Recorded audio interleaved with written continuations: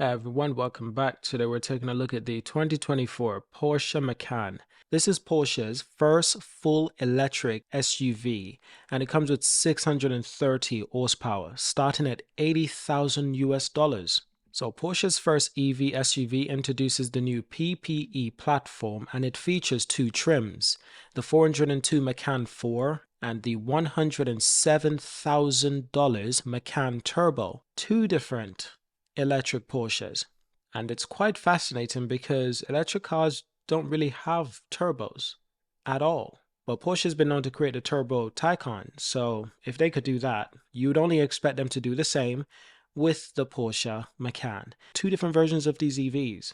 There's a more affordable version, which is the Porsche Macan 4. I actually like the name, Macan 4, because I like the number 4. And the Macan Turbo. That will be very interesting. So this is Porsche's first electric SUV, and it's built on the premium electric platform. I believe this platform was developed with VW's engineering, but ultimately Porsche had a say, Audi probably had a say, probably every brand in the VW group probably had something to do with this platform if they intend to develop on this platform, such as Porsche and Audi. And Porsche and Audi tend to develop vehicles on the same platform quite often. The Taycan's platform is also shared with the Audi e-tron platform. Same platform, slightly different trims of vehicles, slightly different exteriors and interiors, slightly different brands. And personally, I've always liked the e-tron. So I have no doubt that this vehicle is being well developed. The Audi e-tron and the Taycan did not disappoint. So I've got great expectations for this Macan vehicle. Now, this new electric SUV is expected to go into production in the latter half of 2024. Porsche announced its second electric vehicle, the hotly anticipated Macan SUV. This marks the first time Porsche has electrified one of its pre-existing models. The new Macan will sport a 100 kilowatt battery pack, 95 kilowatts of which is usable, and an 800 volt architecture for fast charging capabilities. Porsche says the Macan will be capable of accepting up to 270 kilowatts of fast charging, for a 10 to 80% fast charge time of 21 minutes. That's remarkable. But you need a charging station that can support that capacity. And I'm not surprised that this is what's happening, because anyone who's buying a Porsche kind of expect the best of the best, which includes charging times. No one wants to be waiting too long for their vehicles to charge. People barely want to wait 5 minutes at a gas station. Now keep in mind, the Porsche Taycan was originally introduced in 2019. So it's been about 4 years since Porsche has released any new electric vehicles, but they've taken the time to work on this. They're also developing the Porsche Boxer electric vehicle, so they're working on a sport electric vehicle as well. And it's quite obvious why they want to do this. They really want to understand if people are willing to buy sport cars that are electric. Is there even a market for that? Especially since it's a Porsche. You can't just convince people with an electric noise, a spaceship kind of noise. No, people still want the aggressive petrol engine, and that makes a lot of sense. Now, Porsche says it will release its EPA estimated range when the Macan EV gets closer to delivery. By judging by the specs, we can probably estimate a WLTP range of 310 miles. The EPA range will most likely be a little less. At 400 volts charging station, a high voltage switch in the battery enables bank charging by effectively splitting the 800 volt into two batteries, each with a nominal voltage of 400 volts. And AC charging at up to 11 kilowatts is possible depending on the right equipment. So Porsche is building two versions of this vehicle, as we well know. The Macan 4 will churn out 300 kilowatts or 402 brake horsepower. That's giving it a 0 to 60 time in 4.9 seconds. Now, to be honest, this is quite interesting because I'm immediately comparing this vehicle with the Polestar 4. It's quite interesting that both vehicles are called 4, Macan 4, Polestar 4. And that's not where the similarities end. Now, with the Polestar 4, it's Polestar's fastest vehicle ever that they've produced so far. The Polestar 4 0 to 62 miles per hour sprint can be completed in 3.8 seconds, and a maximum power output of 400 kilowatts, which is 544 horsepower. So it becomes very interesting when comparing the two different vehicles. But the key thing to keep in mind is that these vehicles are technology based. So if we were to compare the Porsche Macan Turbo, it's perhaps a different story.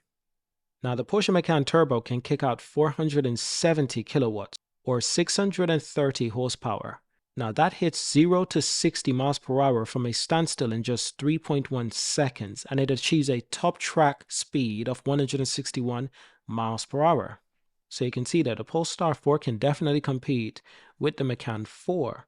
The reason why the Porsche perhaps comes so slow, because that is slow for a Porsche. 4.9 seconds with a car with over 400 horsepower, that's a little bit slow. Now, I believe Porsche is doing the same thing Polestar is doing. They sell you these cars as cheap as possible, and then they will charge you for upgrades, performance upgrades. These cars can be given performance upgrades, over-the-air updates that will improve the performance of the car, and they will charge you extra money for these necessities if you're willing to pay, if you want extra performance. It's a very smart strategy that Porsche and Polestar are doing. Now, it's one thing I must say, I'm not a huge fan of the rear of the Porsche Macan electric SUV. I'm not a huge fan, to be honest. And to be honest, the front of the car is a little bit old-fashioned. Now, in the sketch, looks incredible. But in reality, this car looks a bit more similar to the Porsche Cayenne rather than the Porsche Macan. The Porsche Macan is known for being a little bit more slick, a little bit more simplistic, a little bit more neat, while these cars, they don't look as neat, in my opinion. They look like a Porsche, but they don't look as neat as the former internal combustion engine Macan. It's not supposed to be the exact same, is it? Which is fine at the end of the day. But this is a benchmark. Porsche is actually doing something that's smart. They're doing what works. This works for them. This kind of design language works for Porsche. This is what Porsche people want to buy. So we've seen this before, of course. We've seen the front of this vehicle in the sketch. Looks incredible. But once you see it in person, then you're not sure. Well, I haven't seen it in person, but once you've seen it in picture, it becomes a little less certain. Now, I'm a little bit biased because I like Porsche beyond just the cars. I like the stock. I like the company. I like to invest in this company.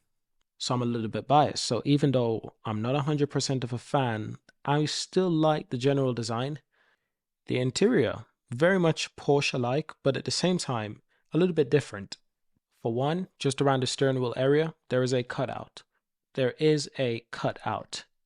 And I'm not sure about that. Lots of displays. Displays in front of the driver, displays in the middle, in the center, and a display on the passenger side. Plenty of displays, but still sticking to that Porsche body language, that Porsche essence. This heads-up display. I haven't seen much things about this, but if this is real, if this is a real heads-up display, this is incredible. By the way, looks absolutely amazing, and I'm guessing that this vehicle will have some really advanced self-driving or autopilot technology built in, and with the capabilities of having future upgrades and future updates. Once again, another way for Porsche to make money from you. I'm not knocking the hustle because I like to invest in Porsche. I'm biased. It's perhaps not the largest vehicle you would expect. It's supposed to be a small SUV anyway because it's the Macan. That's the point of the Macan. It's like a small SUV. But I think this will be a very successful vehicle for Porsche because the smart thing that they're doing what works. If it works, it perhaps doesn't need much changing, but at the same time, you can see that this is a different Macan compared to the original Macan. You can see that there are differences. What I really like is the lights, the headlights. That's a really nice touch. Did not expect that at all. And it's a small difference, but it's a really nice touch. So that's it for today's video. Let me know what you think. Subscribe, leave a like, and I'll see you in the next one. Peace.